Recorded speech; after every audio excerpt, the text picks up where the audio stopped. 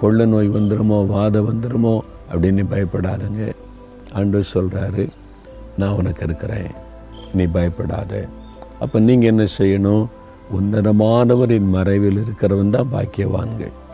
தேவனுடைய மறைவுக்குள்ளே உங்களை ஒப்பு கொடுக்கணும். ஆண்டவரே, உம்முடைய பாதுகாப்புக்குள்ளே என்னை ஒப்பு கொடுக்குறேன், எங்கள் குடும்பத்தை உம்முடைய பாதுகாப்புக்குள்ளே ஒப்பு கொடுக்குறேன்.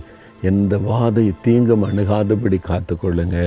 எந்த வாதையும் வீட்டுக்குள்ளே வரக்கூடாது. என் குழந்தைகள், மனைவி, பிள்ளைகள், கணவர் எல்லாரையும் நீங்கள் பாதுகாத்து கொள்ளணும் அப்படின்னு நீங்கள் ஒப்பு கொடுத்து ஜெபிச்சிங்கன்னா ஆண்டவருடைய பாதுகாப்பு இருக்கும். சரியா?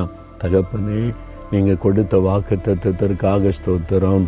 பொல்லாப்பு உனக்கு நேரிடாதுன்னு சொன்னீங்க, நான் அதை விசுவாசிக்கிறேன். வாதை உன் கூடாரத்தை அணுகாதுன்னு சொல்லியிருக்கிறீங்க, அதை விசுவாசிக்கிறேன். எந்த பொல்லாப்பும் எனக்கு எங்களுக்கு நேரிடாது, எந்த வாதையும் தீங்கு எங்கள் வீட்டுக்குள்ளே வராது. நீங்கள் பாதுகாக்கிறீங்க. உங்களுக்கு ஸ்தோத்திரம், ஸ்தோத்திரம், ஸ்தோத்திரம். இயேசுவின் நாமத்தில் விசுவாசித்து ஜெபிக்கிறேன் பிதாவே. ஆமேன், ஆமேன்.